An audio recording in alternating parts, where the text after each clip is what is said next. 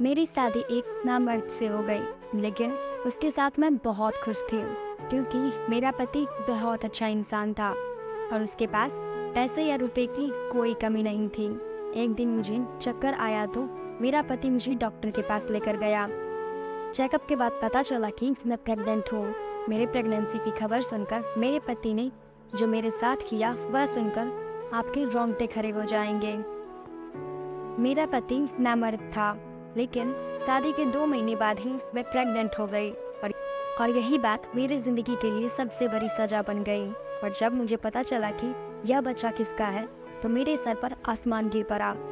कभी कभी सब कुछ इंसान के सोच पर होता है और मेरे साथ भी कुछ ऐसा ही हुआ था। मेरा नाम सुधा है। मेरी उम्र लगभग 35 से 36 साल की हो चुकी है, पर अभी तक मेरी शादी नहीं हुई थी क्योंकि मेरे माँ बाप बचपन में ही गुजर चुके थे और मेरे ऊपर मेरी 2 बहनों की जिम्मेदारी थी। छोटी मोटी नौकरी करके अपना और अपनी बहनों का पेट पाल रही थी। कुछ दिनों बाद मैंने अपनी दोनों बहनों की शादी करवा दी।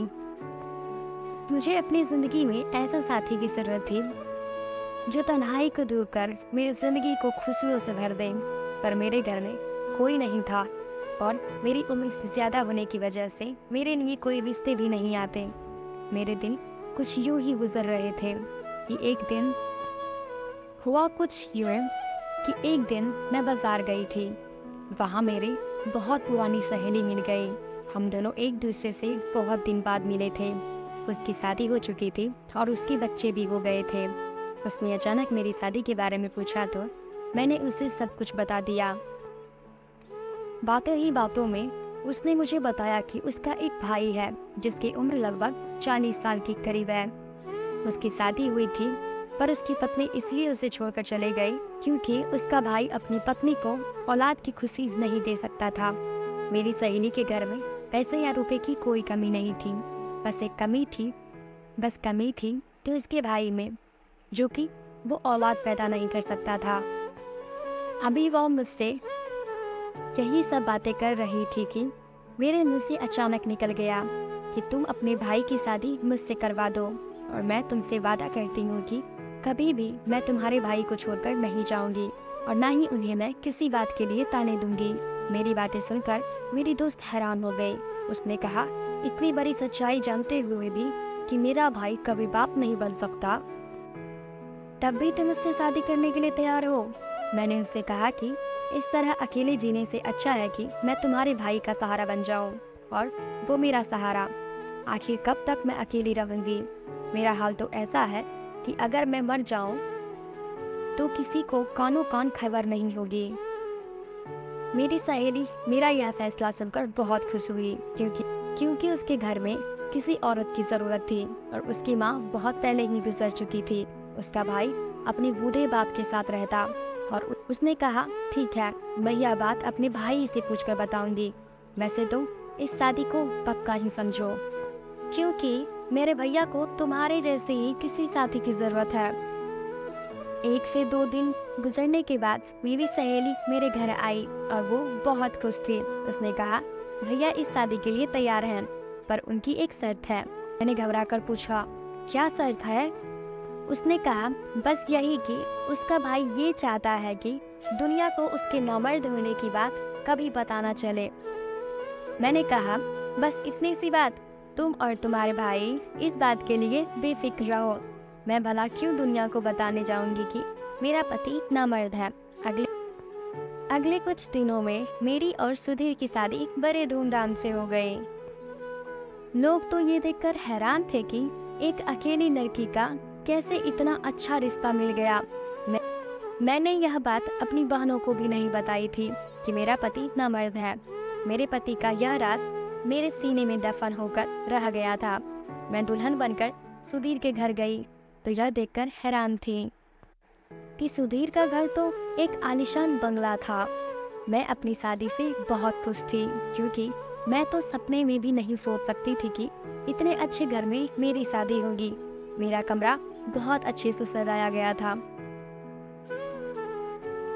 सुहाग के स्टेज पर बैठी हुई मैं अपने पति सुधीर का इंतजार कर रही थी, पर सुधीर जब मेरे कमरे में आए तो उसके अंदर एक झिझक थी।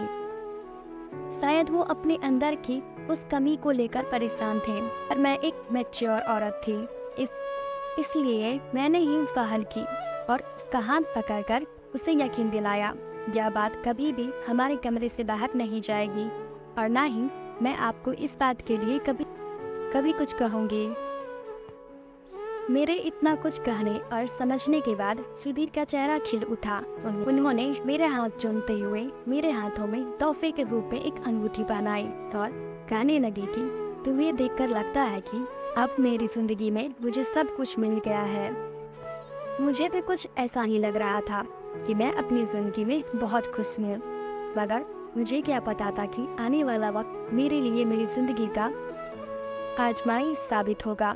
मैं और सुधीर अपनी जिंदगी में बहुत खुश थे। सुधीर ने मुझे इतना प्यार दिया कि मैं उसके साथ बहुत खुश थी। सुधीर ने मुझे अपनी पहली पत्नी के बारे में बताया, सब कुछ बताया। उन्होंने बताया कि जब काफी दिनों तक इससे बच्चा पैदा नहीं हुआ तो डॉक्टर को दिखाया गया। डॉक्टर ने सुधीर में ही बहुत सी कमियां बताई, और जब यह बात सुधीर की पहली पत्नी को पता चली कि वो कभी बाप नहीं बन सकते, तो वो उन्हें छोड़कर चली गई। सुधीर ने बताया कि दूसरी शादी के बारे में उन्होंने इसलिए नहीं सोचा कि दूसरी पत्नी भी अगर मुझे छोड़कर चली जाएगी तो मुझे यह सदमा बर्दाश्त नहीं होगा, लेकिन मैंने सब कुछ जानते हुए भी इससे शादी की ख्वाहिश का इजहार किया था, इसलिए उन्होंने मुझसे शादी की।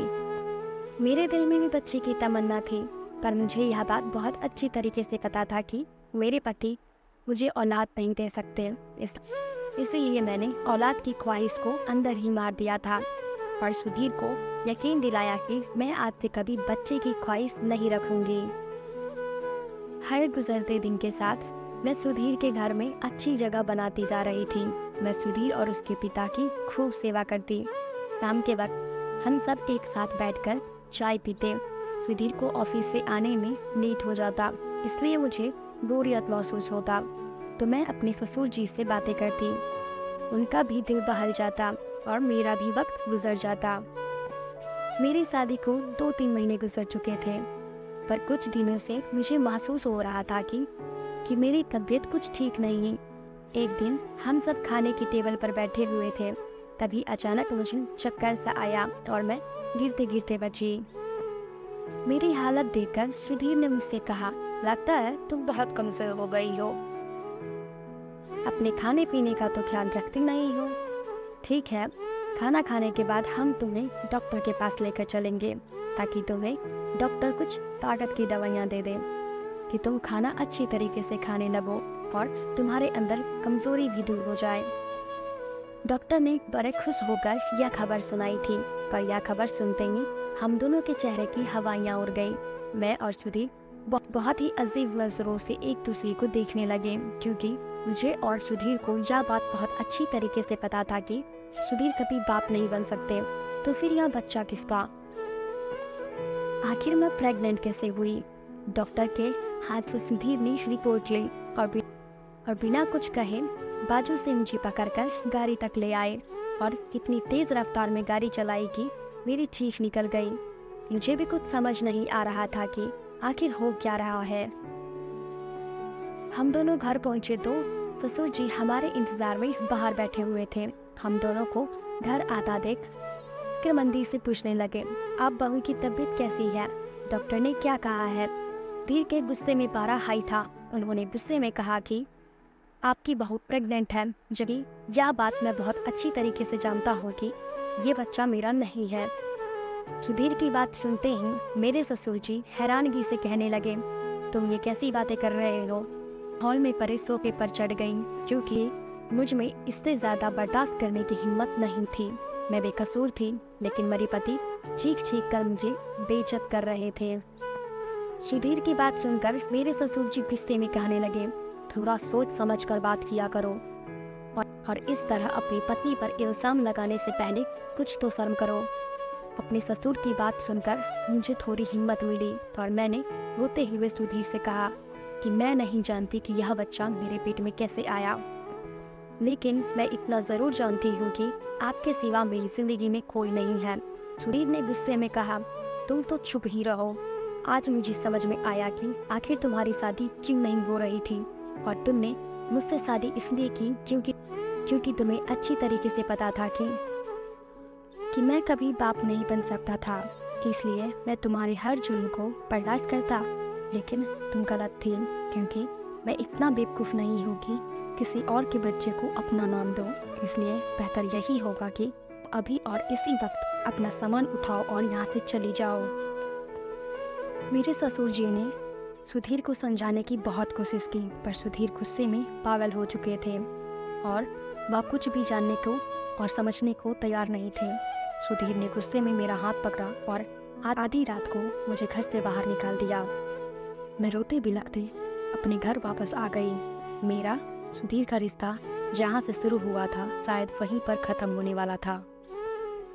यह सब सोचते सोचते मेरी तबीयत बिगड़ गई थी, पर मुझे अभी भी सुधीर की परवाह थी, क्योंकि मैं उनसे बहुत प्यार करती थी। मैं सारी रात रोते रोते रह गई और रोते रोते न जाने कब मेरी आंख लग गई। मुझे पता नहीं चला कि मेरी आंखें उस वक्त खुली जब दरवाजे पर दस्तक हुई। मैंने दरवाज़ा खोला तो सामने मेरी ननद खड़ी थी। मैं रोते हुए उनके गले लग गई। रोते रोते मैं उससे कह रही थी कि मुझे नहीं पता कि यह बच्चा मेरे पेट में कैसे आया। मेरी सहेली जो मेरी ननद थी वह मुझे समझाते हुए कहने लगी, तुम चिंता मत करो, सब कुछ ठीक हो जाएगा। मेरी सहेली मुझे समझा बुझाकर चली गई। मुझे अपनी सहेली की बात पर बिल्कुल भी यकीन नहीं था। आखिर यह सब वो कैसे ठीक कर सकती थी। बहुत सोचने विचारने के बाद मेरे दिमाग में यह बात आई कि कहीं मेरे ससुर ने तो मेरे साथ कुछ गलत नहीं किया, क्योंकि शादी के बाद मेरी ज़िंदगी में सुधीर के अलावा अगर कोई और था तो वह मेरे ससुर जी ही थे। पूरे दिन रात वही मेरे साथ रहते। सुधीर तो ऑफिस से घर आने में कभी कभी रात के 12 बज जाते थे। रात का खाना खाने के बाद मैं अपने कमरे में जाकर सो जाती थी तो मेरे ससुर जी कहीं मेरे साथ। यह सब सोचते ही मेरे रोंगटे खड़े हो जाते हैं। उनका मेरे ऊपर प्यार जताना और हद से ज़्यादा ख्याल रखना आज मुझे खटक रहा था। इसी सोच विचार के साथ किसी तरह मैंने एक हफ्ता गुजार दिया और हर गुजरते दिन में मैं भगवान से बस यही दुआ करती कि भगवान मुझे बेकसूर साबित कर दो और मैं अपने पति के साथ दोबारा अपनी ज़िंदगी शुरू कर सकूं। मेरी दोनों बहनें अपनी ज़िंदगी में ऐसे घमंड थी कि उन्हें मेरी ज़रा भी परवाह नहीं थी, जबकि मैंने उन्हें माँ बाप की तरह पाला था। एक हफ्ते के बाद मेरी ननद मेरे पति सुधीर के साथ मुझे लेने मेरे घर आई। सुधीर को दरवाजे पर देखकर मैं हैरान रह गई। मुझे कुछ समझ में नहीं आ रहा था कि आखिर सुधीर मुझे लेने कैसे आ गए, लेकिन मेरे लिए तो बस इतना ही काफ़ी था कि मुझे दोबारा सुधीर की ज़िंदगी में शामिल होने का मौका मिल रहा है।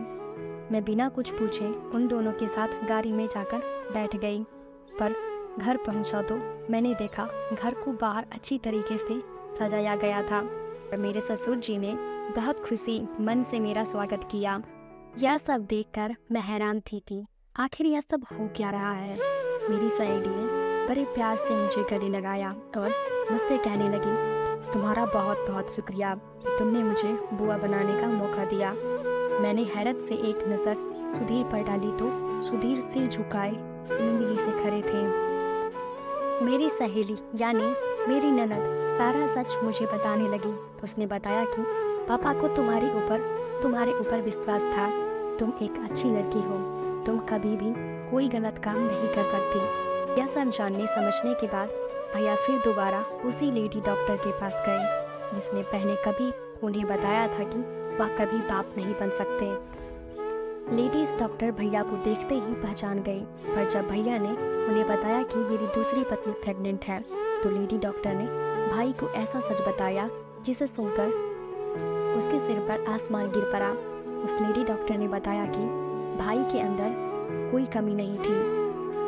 उसकी पहली पत्नी ही भाई के साथ रहना नहीं चाहती थी, इसीलिए वह ऐसा दवाइयाँ इस्तेमाल करती कि वह कभी प्रेग्नेंट ना हो और भाई पर नामर्द होने का झूठा इल्ज़ाम लगाकर उससे छुटकारा पाना चाहती थी। इसीलिए वह पैसों के दम पर डॉक्टर से भाई की झूठी रिपोर्ट बनवाई। कि भाई को लगे कि वह कभी बाप नहीं बन सकते। यह सब होने के बाद वह दिन रात भाई को नामर्द होने का ताना दे। इसीलिए तंग आकर भाई ने खुद ही उस औरत को तलाक दे दी। मेरी सहेली ने यह सब मुझे बताकर फिर से सुधीर की जिंदगी में मुझे आने का मौका दे दिया था। नहीं तो मैं इसी सोच के साथ गरजी रही थी कि आखिर यह बच्चा किसका है। मैं तो अपने ससुर पर ही शक करने लगी थी। सुधीर मुझसे अपने किए के लिए माफ़ी मांगने लगे, लेकिन मुझे उनसे कोई शिकायत नहीं था, क्योंकि उनकी जगह कोई भी होता तो शायद ऐसा ही करता। मेरे घर आने की खुशी में मैंने और सुधीर ने मिलकर केक काटा था और मेरे ससुर और मेरी सहेली ने हमारे अपनी होने का फर्ज निभाया था। मेरे ससुर ने मेरे सर पर हाथ रखकर मुझे बहुत सारी दुआएं दी, पर मैं दिल ही दिल में शर्मिंदा महसूस कर रही थी कि कुछ लम्हों के लिए ही सही मैंने अपने ससुर के ऊपर शक किया। हमारे रिश्ते कितने नाजुक होते हैं, जिन्हें बहुत प्यार से संभाल कर रखना पड़ता है। कभी कभी इंसान की मामूली सी गलती से ही हमारे रिश्ते शीशे की तरह टूटकर बिखर जाते हैं। दोस्तों, कहानी ख़त्म हुआ। आप हमें ज़रूर बताइएगा कि आपको यह कहानी कैसा लगा और आप इस कहानी के बारे में क्या सोचते हैं। हमें ये भी बताइएगा कि आपको कैसी कहानी पसंद है, ताकि हम आपके लिए वैसे ही वीडियोस लेके आते रहें। वीडियो देखने के लिए धन्यवाद।